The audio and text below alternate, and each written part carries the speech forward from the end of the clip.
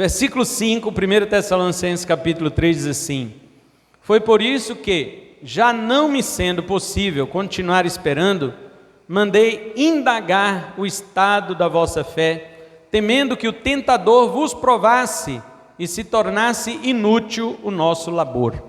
Podeis sentar, irmãos? Já oramos pelo ministério da palavra. Abre agora sua mente e junto com sua mente abra o seu coração para receber a mensagem do Senhor nesta noite. Para os irmãos que estão vindo a primeira vez, talvez não fique dentro de um contexto muito claro, porque estamos em continuidade de pregação na carta de Paulo aos Tessalonicenses. Mas, para situar vocês, eu darei um breve resumo. Resumo já é breve, mas então breve resumo é mais breve ainda. Que significa o que nós estamos falando. Estamos falando que há interesses por trás das tribulações que o crente passa. E nós já vimos dois interesses: o interesse pastoral e o interesse divinal. Em resumo, o interesse pastoral é a preocupação com os crentes, para que os crentes não venham se desviar, se apostatar, se enfraquecer na fé por causa das tribulações que lhes sobrevêm. O pastor tem que estar se importando com isso, ele tem que estar preocupado com isso, porque afinal é por causa da palavra dele que ele prega que esta igreja caminha para a vida eterna. Então ele tem a responsabilidade de se preocupar com as tribulações que os irmãos passam. O segundo que nós vimos foi o interesse divinal. Deus também tem interesse na sua tribulação, que não é o mesmo do pastor. O pastor fica preocupado porque, em geral, o pastor verdadeiro, né? Porque tem muitos falsos pastores hoje, mas o pastor verdadeiro, ele fica com medo de você se desviar, de você se afastar. E quando a gente pergunta se está tudo bem, por que você não vem na igreja, essas coisas, não é pastor chato não, é preocupação, com medo que Satanás tenha tentado vocês, e que tenha afastado alguns de vocês, como ele tem conseguido ao longo da história da igreja, é ou não é? Satanás não tem conseguido isso? Quem conhece a história da igreja sabe que há muitas apostasias, muitos casos de apostasia, de afastamento da fé, de abandono da fé. Por isso, o pastor que se importa, ele procura saber. Mas o interesse divinal, não. Deus já sabe se você vai desviar ou não. Deus não está preocupado com isso. Aliás, Deus não está preocupado porque se você é salvo, foi Ele que te salvou, não foi você. Deus não depende de você para que você continue salvo até o fim. Você depende de Deus para que você continue salvo até o fim. Então não é com isso que Deus se preocupa. Quando Deus permite as provações sobre a sua vida, é porque Ele quer, um resumo do que falamos, é porque Ele quer aperfeiçoar a sua vida, para que você se torne parecido com o Filho dEle. Porque o próprio Filho de Deus, quando veio à terra, não ficou isento dos sofrimentos, das tribulações. Ao contrário, o autor aos Hebreus diz que ele foi aperfeiçoado por meio do sofrimento. Hebreus capítulo 2, versículo 10. Hoje, nós vamos entrar no interesse infernal. Existe também alguém interessado no nosso sofrimento, que não é nem você, nem eu, nem Deus. Sobrou quem? O diabo. Ele também tem um interesse no seu sofrimento. Eu coloquei infernal, não porque o diabo esteja no inferno. No inferno não tem ninguém. No inferno, lago de fogo, não tem ninguém. Nem demônios, nem diabo, nem mortos, não. As almas das pessoas que morreram sem Cristo estão no Hades. É um estado de sofrimento, mas ainda é só suas almas que padecem esse estado de sofrimento. O corpo delas ainda está sepultado no cemitério, aguardando a vinda de Jesus. Então, no inferno mesmo, condenatório, eterno, né, que adventista não gosta que fale, Testemunho de Jeová não gosta que fale. Aliás, Testemunho de Jeová não tem medo quando você fala inferno, porque ele não crê. Mas você falar Armagedon, aí ele treme todo. Testemunho de Jeová treme, ele tem medo do Armagedon. Quando chegar um na sua casa, você fala, vou chamar Armagedon para você. Ele vai tremer, não, Armagedon não. Porque se você falar inferno, ele está nem aí. Ele vai te falar do paraíso e dos 144 mil. Mas, queridos, eu coloquei infernal porque a palavra inferno, ela vem do latim inferus, que significa inferior. Os seres inferiores. E também coloquei infernal para rimar com pastoral e divinal, né? Então, os três interesses, pastoral, divinal e infernal. Ou seja, os seres do mundo inferior, o diabo e todos os seus anjos, os seus adeptos, os seus asseclas, eles têm interesse em nossas tribulações. Enquanto o pastor se preocupa, enquanto Deus te prova, o diabo te tenta. O diabo procura te dar um recado diferente do de Deus, no seu sofrimento. Quero expor. Alguma pessoa disse para mim, não se prega sobre o diabo, se prega sobre Deus e Jesus somente. E eu disse para a pessoa, mas a Bíblia fala do diabo, eu tenho autorização para esconder algum assunto que a Bíblia fala? Eu não tenho autorização, então eu tenho que pregar todo o conselho de Deus. E outra coisa, qual a melhor forma de você se preparar contra o seu inimigo? Conhecendo. E como você vai conhecer sobre o diabo se não houver pregações sobre ele? O que não pode é o que está acontecendo hoje. Pastores pregarem sobre Jesus a mentira que o diabo ensina a eles. É isso que não pode. Que adianta estar pregando sobre Jesus e falando mentira? Eu prefiro um pregador que fale a verdade sobre o diabo do que um pregador que fale mentira sobre Jesus. Então, eu sempre coloco que o diabo tem 4 características. Primeiro, ele é tentador, Mateus 4:2, e esse versículo que lemos, do 3:5, né? Temendo que o tentador vos provasse. Mateus 4:2 também chama o diabo de tentador. Segunda característica, enganador. João 8:44, Jesus diz que ele é o pai da... Terceiro, acusador. Apocalipse 12:10 diz, o acusador de nossos irmãos. Observe, irmãos. Satanás não acusa quem não é crente. Ele acusa os irmãos. Ele acusa crente. O ímpio não, gente. O ímpio tem alguma crise de consciência no arrependimento, a não ser que o Espírito de Deus o leve? Não tem. Só terá se o Espírito de Deus o levar. E quarto, destruidor. Apocalipse 9:11, o apóstolo João utiliza 2 palavras, uma hebraica e uma grega, para falar do diabo como destruidor. Em hebraico é Avadon, e em grego Apolion, que significa destruidor. Agora veja como Satanás utiliza essas 4 características dele para tentar você. Primeiro, ele tenta você usando do engano. Irmãos, o engano é muito melhor de se acreditar do que a verdade. Um certo pastor, conta-se essa ilustração, ele era pastor em uma pequena cidade, e há muito tempo ele não via seu irmão, muitos anos mesmo. E naquela cidade, apareceu um anúncio de um circo que ia ter naquela cidade. Sabe quando vem circo aqui para Vilhena e os crentes faltam da igreja para ir no circo?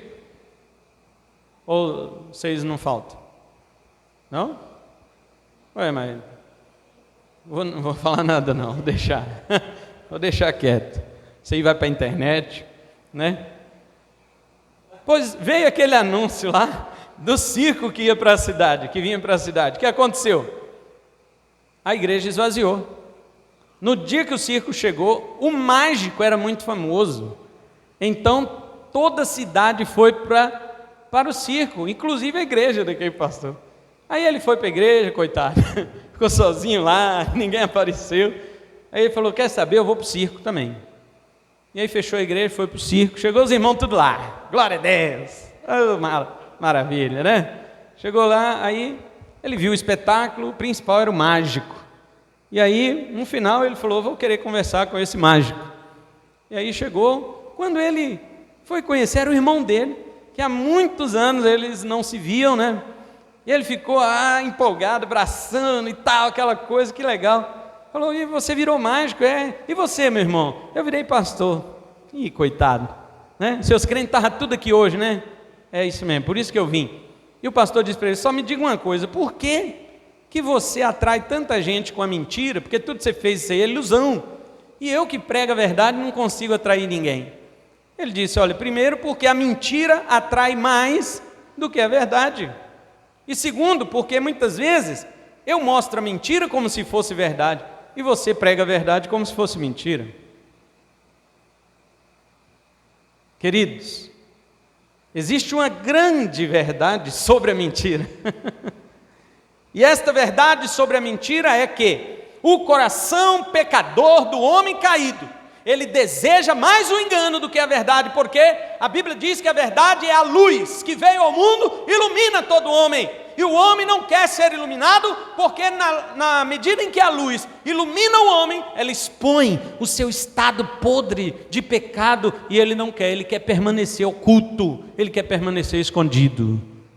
Você acha que você gostaria de vir a uma igreja que expõe os pecados do homem, que joga para fora a podridão, ou você iria num lugar onde o pastor fica falando que você vai vencer? Olha, queridos, essa semana será uma semana de vitória. Qual que você ia preferir? O cara está precisando de dinheiro, ele quer uma semana de vitória, não é verdade? E aí o pastor ainda, olha, Deus está me mostrando alguém aqui, que essa semana vai ganhar um dinheiro fora do comum aí para a sua vida. Todo mundo levanta a mão, sou eu. Não, irmão, não, é você, vai ter que escolher um, né? As pessoas querem isto porque o engano, ele é muito mais propício ao coração pecaminoso do homem do que a verdade. Então, Satanás primeiro, ele tenta você usando o engano. Quando você aceita e cai no engano, o que ele faz? Ele te acusa. Estava conversando com os irmãos, e eles disseram assim para mim, pastor, as mesmas pessoas que nos ofereceram bebida, falando que não tinha nada a ver, depois que nós aceitamos e bebemos, eles perguntaram, você não é crente? Está vendo? O diabo acusa quando você cai no engano dele. E quando você não cai? Quando você percebe que é engano, o que ele tenta então? Destruir você. Quando você cai no engano, ele te acusa, mas quando você não cai, ele tenta te destruir. E como é que ele faz isto? Ele tenta destruir a sua reputação. Ele tenta falar mal de você, ele tenta transparecer que você não presta diante das pessoas. O diabo é assim, ele quer mostrar para nós que a predisposição que nós temos para pecar é natural e Deus aceita. Não tem esse ditado hoje? Deus me fez assim, então Ele tem que me aceitar assim. O diabo quer fazer parecer natural para você a vida que você leva.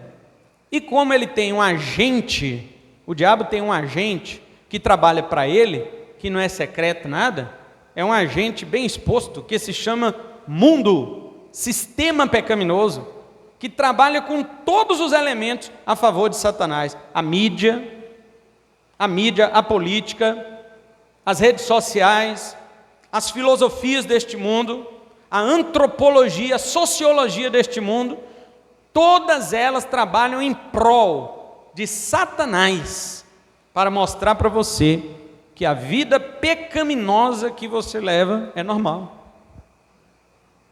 Você sabe qual o único povo que diz que não é normal? É a igreja de verdade. Por isso que incomoda.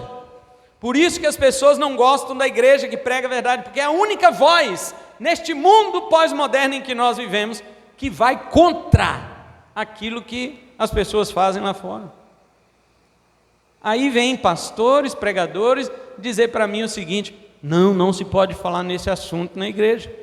Não se pode falar em pecado na igreja, porque as pessoas já acham que isso é normal. Se a igreja começar a falar disso, eles não voltam mais. Mas espera aí, Nós estamos, como diz Paul Washer, nós estamos firmando igreja sobre os ossos de homens ímpios, de homens não convertidos? Por acaso eu estou tentando construir em cima dos ossos de gente pecaminosa? Não, queridos, o fundamento da igreja se chama Jesus Cristo de Nazaré. E a palavra do Senhor diz, Ele mesmo dizendo, passarão os céus e a terra, mas as minhas palavras não hão de passar. Então o fundamento da igreja está posto sobre Cristo. Paulo diz então em 1 Coríntios 3, versículo 9 em diante, agora veja como cada um constrói sobre ele. Tem alguns que vão construir com madeira, feno e palha, mas aqui neste lugar, em nome de Jesus, se constrói com ouro, prata e pedras preciosas. Muito bem. O diabo, quando você não aceita, então, eu tinha dito isso, né? Ele começa agora a te acusar. Acusa a tua reputação, faz rejeição com você na sua família, porque você creu em Cristo. E finalmente ele pode te perseguir até mesmo à integridade física, como acontece com os nossos irmãos no Oriente, né? Os islâmicos perseguem os cristãos a ponto de atingir a integridade física deles, né? Não recomendo que vocês vejam os vídeos, porque são pesados e fortes. Mas os muçulmanos cortam os pescoços dos cristãos com faca de serra cega, para não morrer na hora, para o sangue esguichar, para o cristão agonizar, e eles filmam isto para ameaçar outros cristãos que queiram ousar pregar o evangelho entre eles. Vem dizer que a ONU não sabe de nada. Vem dizer que as Nações Unidas não sabem disso. Mas se eles também querem nos calar, portanto, quando o anticristo chegar, ele vai fazer calar os verdadeiros cristãos, nem que seja com a morte. Mas voltando ao nosso texto, o apóstolo Paulo está falando que o diabo tem um propósito com o sofrimento da igreja. E qual é o propósito? Resumo em uma palavra, qual é o propósito do diabo? Essa palavra chama vaidade, futilidade.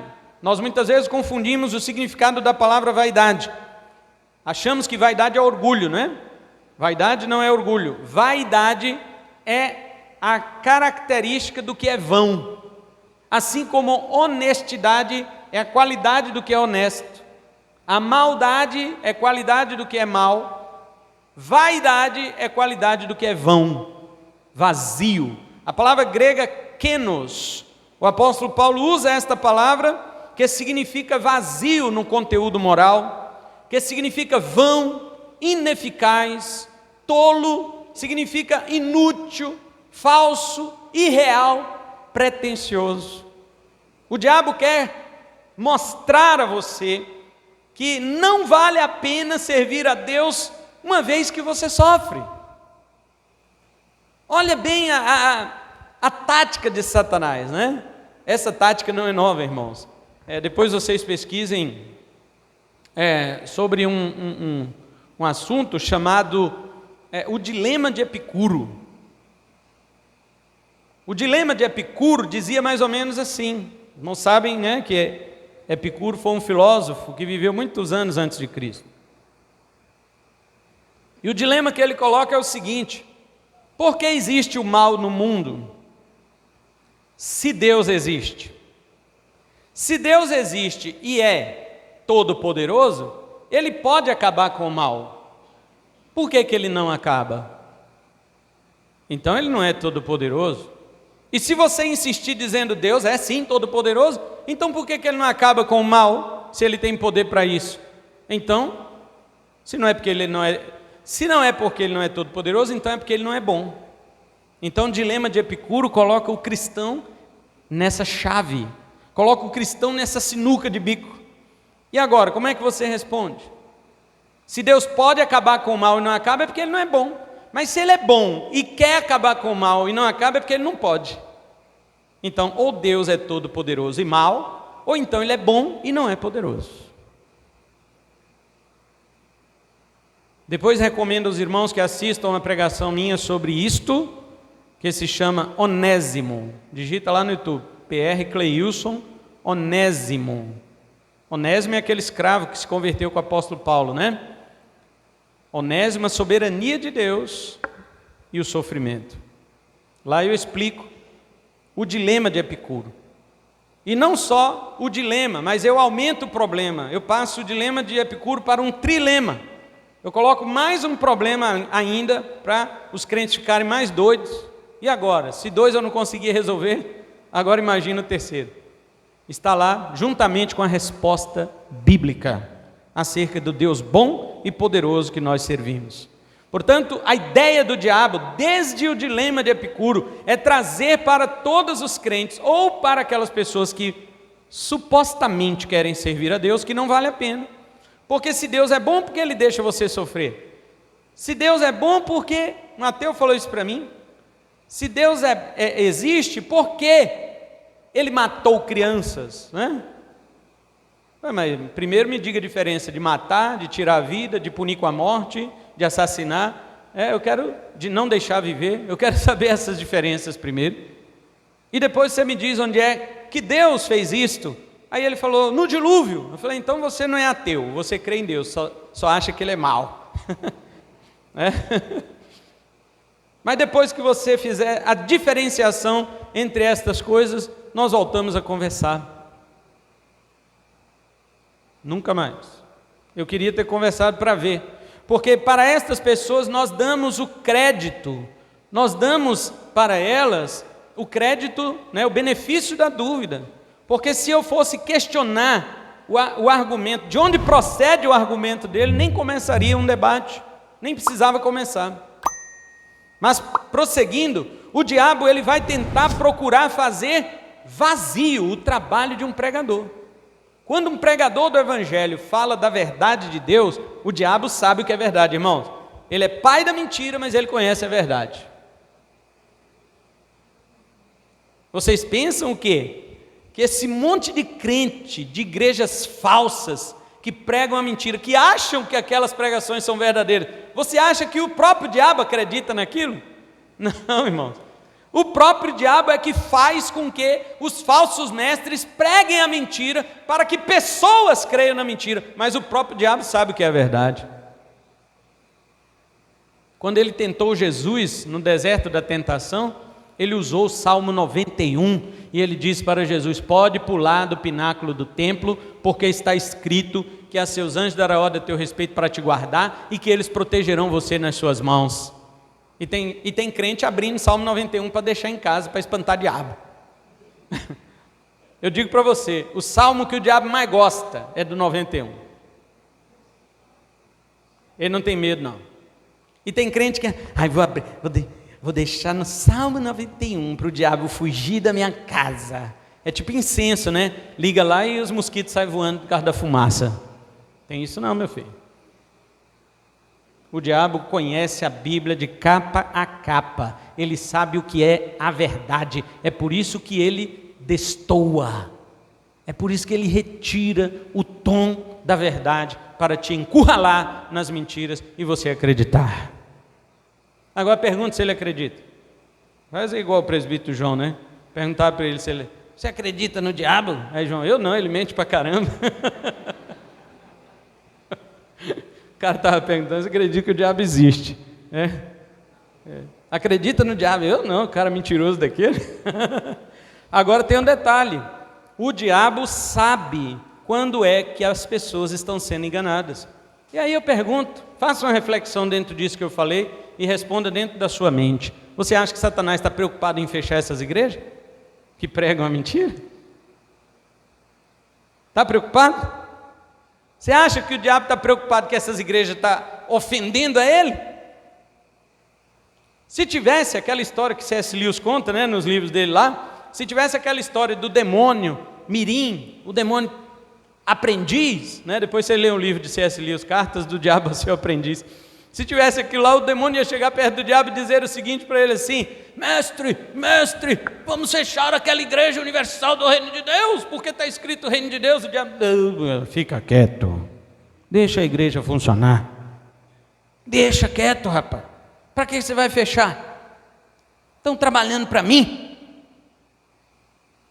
E qualquer uma que levante-se no púlpito pregadores que saem da palavra de Deus, o diabo não tem o menor interesse que elas fechem. Aí todo mundo fala, sabe o quê? Isso é tudo coisa do diabo que põe na cabeça do povo. Aí os crentes falam assim, Vilhena do Senhor Jesus. Por quê, irmão? Tem mais de 300 igrejas. Daí? E daí? O que elas pregam? Me fala. Agora, que eu sei que o diabo fica invocado, furioso, é com a igreja que prega a verdade, e além disto, ela não só ouve a verdade que é pregada, mas ela vive essa verdade lá fora, na sociedade, fazendo a diferença. E é isto que é a preocupação pastoral. Não deixe as perseguições, tribulações e aflições da sua vida tirar o foco, porque o projeto de Deus para você é que você seja luz nesse mundo de trevas. E você será quando ouvir a verdade da palavra de Deus e vivê-la lá fora. Na parábola do semeador, quando Jesus fala daquela semente que caiu na beira do caminho, o que aconteceu? As aves vieram e comeram. Quando Jesus vai explicar a parábola, quem as aves representam? O diabo. A semente representa a pregação, a palavra. Então eu estou aqui pregando. Quando você chega lá fora ou na sua casa, você não lembra mais do que foi pregado. Se você não lembra, qual o efeito que essa palavra vai causar em você? Qual? Foi uma semente retirada antes que penetrasse a terra. Este é o grande problema, irmãos, porque o diabo não luta com isso nas igrejas que pregam a falsidade, não. O diabo senta no banco e fala certinho, do jeito que eu ensinei. Pai da mentira, mente menos aí que você está ganhando de mim, o diabo fala. Se daqui a pouco você está tomando o meu papel de pai da mentira, mente menos aí, tá? Mas nas igrejas que pregam a verdade, ele fica lá fora esperando. Eu quero ver quem é que estava desatento, porque eu quero roubar a palavra da mente dele, para ele não lembrar mais de nada, porque aí ela não vai fazer nenhum efeito. O interesse dele é que a palavra fique infrutífera. Olha o temor de Paulo, ele diz assim, eu tive medo que o tentador vos provasse. No grego tentador e provasse é a mesma palavra, tá? A mesma palavra, um é adjetivo e a outra é o verbo. Eu tinha medo que o tentador vos tentasse, Paulo está dizendo, e que se tornasse inútil o nosso labor, ou nosso trabalho.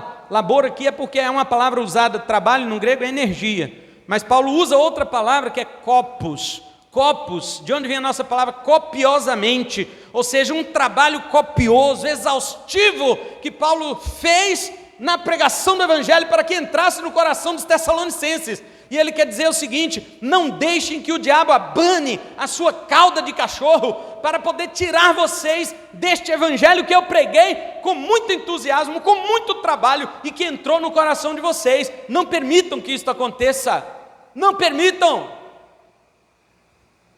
E o nosso trabalho vai ficar inútil, infrutífero.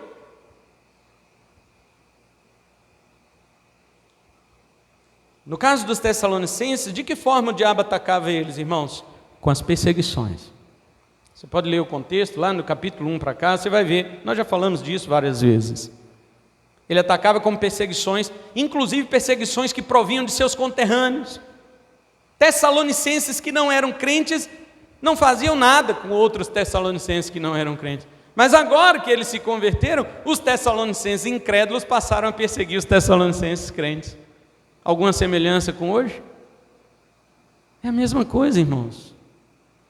É a mesma coisa. Então, quando ele perseguia, Paulo diz o seguinte no versículo 3, para que ninguém se inquiete com essas tribulações. O objetivo da carta é este. Eu estou escrevendo para que ninguém seja perturbado, seja movido, seja enganado por essas tribulações. Por quê? Porque a ideia de Satanás é dizer o seguinte: você não está servindo a Deus? Deus não é bom? Então por que você está sofrendo? E você vai questionar a bondade de Deus. Agora, queridos, ele tem alcançado muita vantagem sobre alguns que se dizem crentes, justamente em fazer o contrário do que fazia com os Tessalonicenses. Estava dizendo o seguinte para alguns irmãos: No princípio da história da igreja, que foi no primeiro século, os primeiros perseguidores da igreja foram os judeus. No segundo século foram os romanos, segundo e terceiro século. Até que no quarto século, a igreja se tornou a religião estatal, a religião do Estado, então parou a perseguição. Mas nos séculos 2 e 3, onde os cristãos eram perseguidos pelo Império Romano, inclusive sendo jogados nas arenas, nos estádios, aos leões famintos, para que fossem esmagados pelos dentes daqueles felinos selvagens. Aquele discípulo do apóstolo João, chamado Policarpo, bispo de Esmirna, ele chegou a dizer o seguinte para o imperador, no dia que o próprio imperador foi, não é entrevistar, mas quando o juiz vai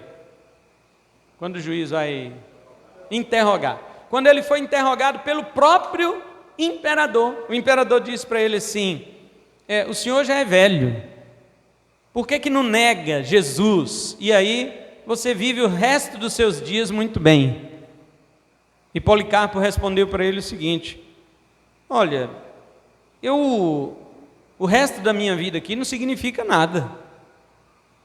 Eu tenho uma vida eterna, se eu negar ele, eu não tenho ela. Eu estou perto de morrer aqui. Aí o imperador fala: mas você não se preocupa com a sua velhice e com a sentença que pode vir para você? Por exemplo, eu posso te queimar vivo. Aí ele disse para o imperador: você me atormenta com o fogo passageiro e não tem medo do fogo do inferno eterno que espera você? Você teria coragem de falar isso para o prefeito, para o japonês? Você teria coragem de falar isso para o governador lá, o coronel Marcos o quê? Marcos Rocha? Você teria coragem de falar isso para o presidente? Para um juiz do STF, você teria coragem? Ele, chegar perto de você e mandar você negar Jesus? Pois Policarpo falou isso. E se eu te entregar as feras para ser devorado? Eu sou o trigo de Deus que eles vão moer e eu vou virar pão para alimentar outros a fazerem o mesmo.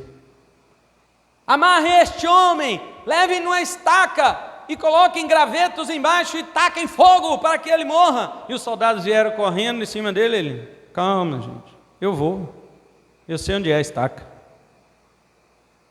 precisa me prender não. E se colocou, ele mesmo abraçou a estaca e o queimaram vivo, com 86 anos de idade. E ele disse para o imperador: eu servi ao meu senhor 86 anos, ele nunca me fez mal nenhum, eu não vou negar ele nunca, esquece. Aí o diabo viu o seguinte, o que Tertuliano depois falou para o imperador, ele falou o seguinte: o sangue dos mártires é a semente do evangelho, quanto mais você derrama, mais eles crescem. É melhor parar de matar crente é problema. E o diabo pensou nisso e falou: é verdade. Então ele o quê? Se infiltrou na igreja. Em vez de perseguir os cristãos, ele se infiltrou e passou agora a mexer na consciência, na palavra de Deus, na interpretação errada da palavra, para outros pastores pregarem a mentira, para que muitos creiam na mentira, achem que são salvos e no fim serão condenados. Deu mais certo para o diabo, irmãos, fazer a estratégia do engano do que da perseguição. Portanto, o diabo tem alcançado vantagem sobre muitos que se dizem crentes, mas não perseguindo, e sim fazendo tornar infrutífera a pregação do evangelho. Já ouvimos falar de grandes cruzadas evangelísticas, Quem nunca ouviu falar de Billy Graham pregando para milhares e milhares, milhões de pessoas? Quem nunca ouviu falar, de Morris Cerullo pregando, aquele outro que pregou até na África também, Bernard Johnson? Quantos pregadores, que fizeram multidões vir a Cristo? E a pergunta que se faz é a seguinte: quais são os resultados disso? Onde estão aquelas pessoas? O que foi pregado ali? Eu sou contra cruzadas? Não. Eu só duvido que você consiga fazer uma cruzada para pregar a verdade. Só duvido isso.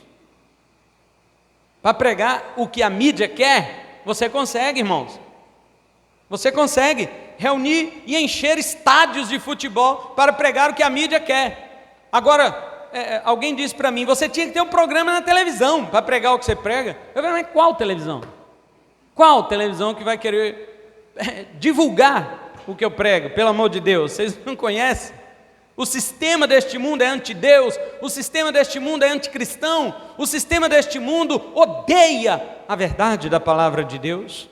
Portanto, não se esqueça, Satanás é mestre na arte do engano e do ilusionismo. Multidões para ele não significa nada. Ele pode enganar uma multidão tão facilmente quanto engana uma criança.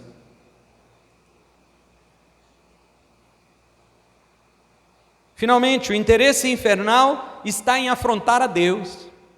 O diabo, na verdade, ele não está tão preocupado em envergonhar você.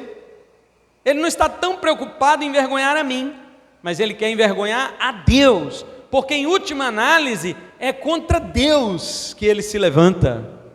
Porque a primeira aposta de Satanás, quando ele estava no céu, foi se rebelar contra Deus. Ele fez uma grande aposta, a aposta de sua vida. De sua vida. No entanto, esta aposta deu errado, e deu errado para sempre. Satanás sabe que não pode ter retorno, ele não pode ser perdoado por Deus. A aposta dele deu errado lá no céu.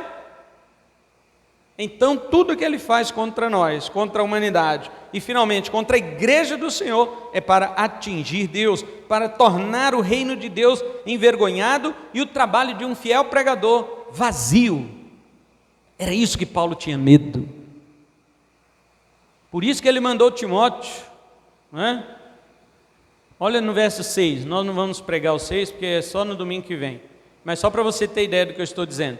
Agora, porém, com o regresso de Timóteo, vindo do vosso meio, trazendo-nos boas notícias da vossa fé e do vosso amor, e ainda de que sempre guardais grata lembrança de nós, desejando muito nos ver, como aliás também nós a vós outros, sim, irmãos, por isso fomos consolados acerca de vós, pela vossa fé, apesar de todas as nossas privações e tribulação, porque agora vivemos, se é que estáis firmados no Senhor.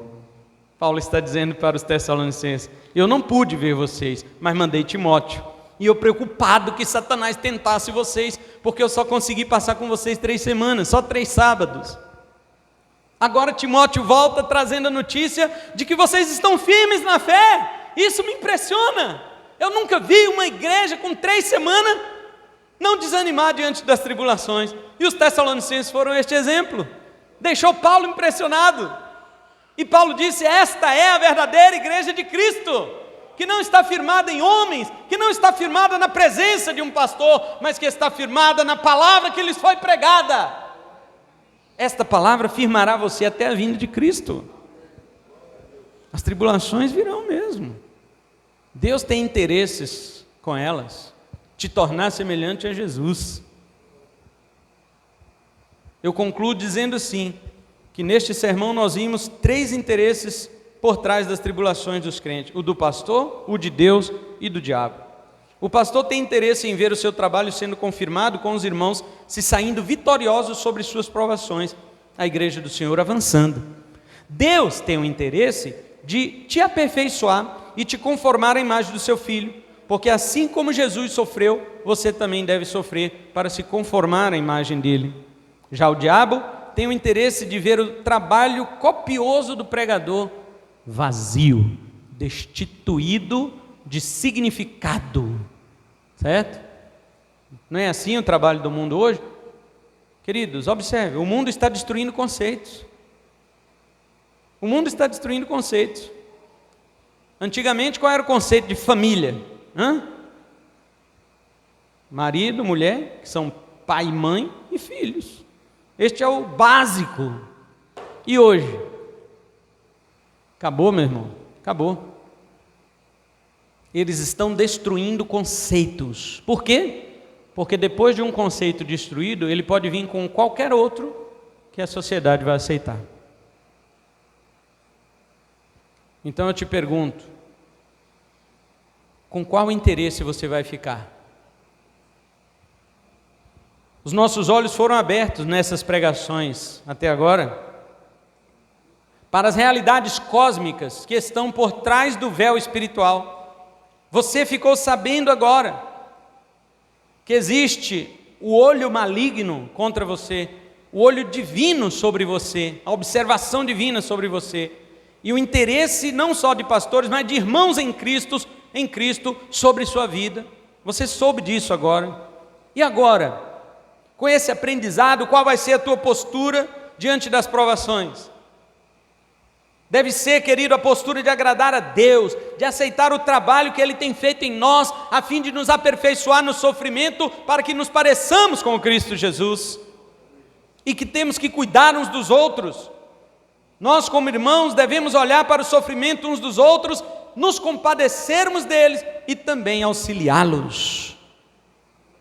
E eu pergunto, qual interesse você vai atender em suas aflições? Nem sempre nossas provações são semelhantes à dos nossos irmãos lá do Oriente. Irmãos perseguidos pelo islamismo no Afeganistão. Irmãos perseguidos pelo comunismo na China e na Coreia do Norte. Nosso sofrimento nem sempre é igual ao deles. Mas mesmo que soframos em graus diferentes, menores, o trabalho da pregação da palavra de Deus não pode ser vazio na sua vida. O diabo queria tornar o trabalho de Paulo vazio, inútil. Paulo tinha medo disso. Tem pregador que, porque é calvinista, ele fala, sabe o quê? Eu preguei, azar deles. Se viver, amém. Se não viver, vai para o inferno. Eu preguei a verdade. Em parte, é isso mesmo. Em parte. Mas o verdadeiro pastor, ele tem um coração preocupado com isso.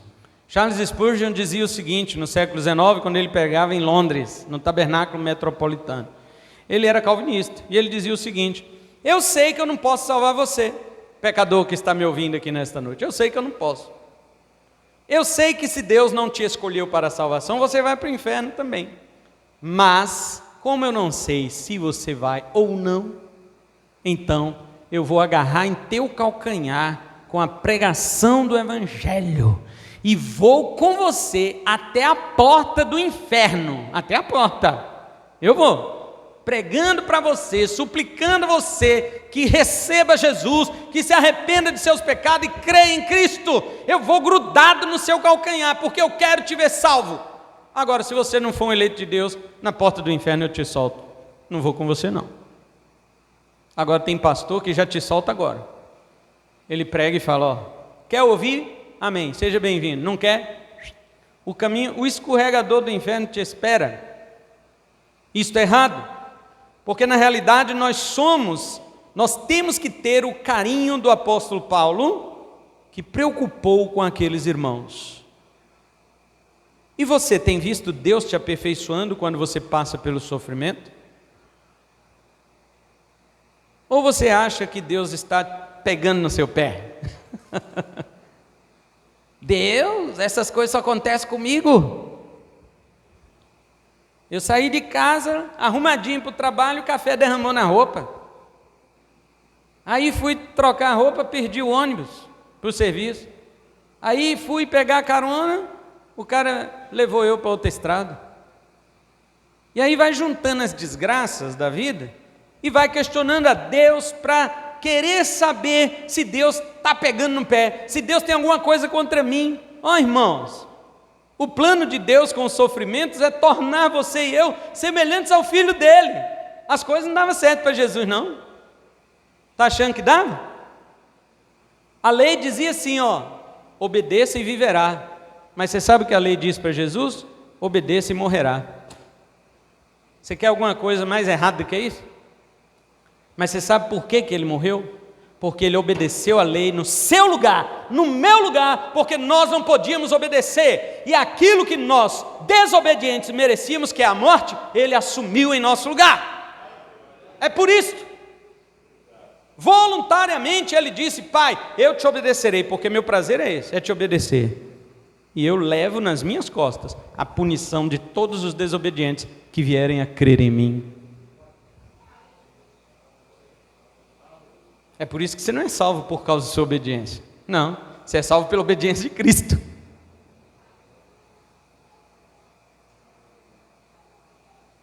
Então não deixe o diabo arrancar a palavra do seu coração. Não deixe ele esvaziar a palavra de Deus de sua vida. E quando você vir o diabo, balançando o rabinho, ele nunca faz nada perfeito, irmãos. Nunca. Não, pastor, eu vi, foi revelação, Deus revelou, falou, não sei o quê. O diabo sempre deixa o rabinho.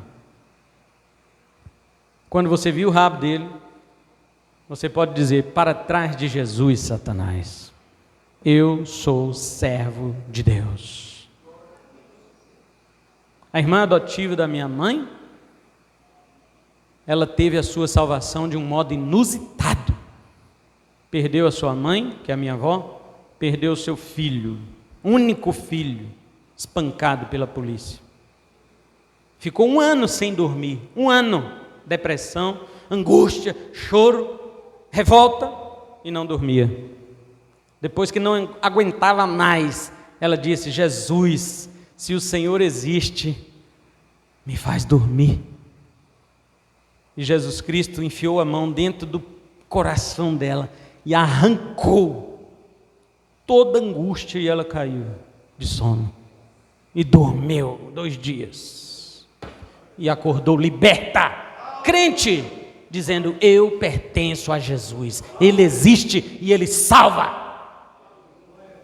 Foi ela e ele que ela se converteu, porque ela era filha do diabo, candomblesseira. E então o diabo não vai perder a oportunidade, se transfigurou nome bonito, não igual a mim, mas se transfigurou nome bonito, de terno, de maleta, foi lá na minha tia e disse para ela assim: vamos tomar um café. Ah, que homem bonito, bora. Aí chegou na mesa do café, ele falou para ela: tenho uma proposta para você. As coisas deram tudo errado em sua vida, você não consegue prosseguir seu negócio, sua mãe já morreu, seu filho já morreu, e você nunca vai ser rica, você nunca vai ter nada. Mas eu tenho aqui essa maleta. Abriu para ela, cheia de dinheiro, e aqui está um papel para você assinar. Entregou uma caneta dourada para ela. E ela pegou aquela caneta e olhou, falou: não, agora eu pertenço a Jesus. Jogou a caneta e o papel para lá e disse para ele assim: eu sou de Jesus. E aquele homem se transfigurou, xingou ela, pegou a pasta e foi embora. E então ela voltou para casa.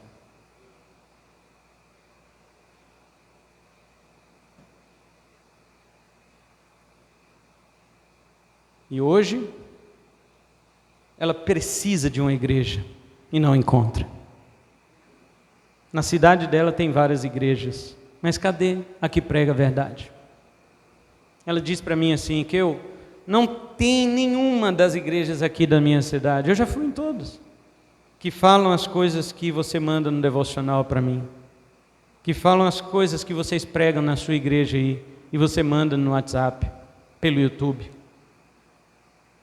Não tem. O que eu faço? Ela nunca foi discipulada, irmãos. Ela está sendo discipulada pelo meu devocional. Ela está sendo discipulada e instruída pelas nossas pregações aqui. E ela disse, quando tinha as lives de domingo e terça-feira, ela estava participando de todas, ao vivo. Mas e aí, cadê a comunhão dela com os cristãos? Por que não aparece um servo de Deus, um filho de Deus para ir lá discipular minha tia? Por quê? Se não é Jesus que salva, você acha que uma pessoa dessa permanece na fé? Mas ela foi salva diretamente pelo Filho de Deus. Os planos de Deus são maravilhosos, terríveis. E eu digo para você, você tem uma igreja, você tem um pastor, você tem um presbitério, você tem grupo de irmãos, você participa de grupos de homens, de senhoras, de crianças, de jovens, dê valor a isso. Amós 8,11, virão dias, diz o Senhor, em que enviarei fome sobre a terra, não fome de pão nem sede de água, mas de ouvir as palavras do Senhor, e correrão de um mar a outro mar, do oriente ao norte, mas não encontrarão a palavra de Deus. Esses dias já chegaram, irmãos. Não é porque está escrito igreja na placa que seja igreja, não é porque abriu um lugar, aí dá glória a Deus e pula lá em cima que é povo de Deus, não. Não deixe o diabo balançar o rabo e enganar você. Que Deus os abençoe com a sua palavra, em nome de Jesus. Vamos orar.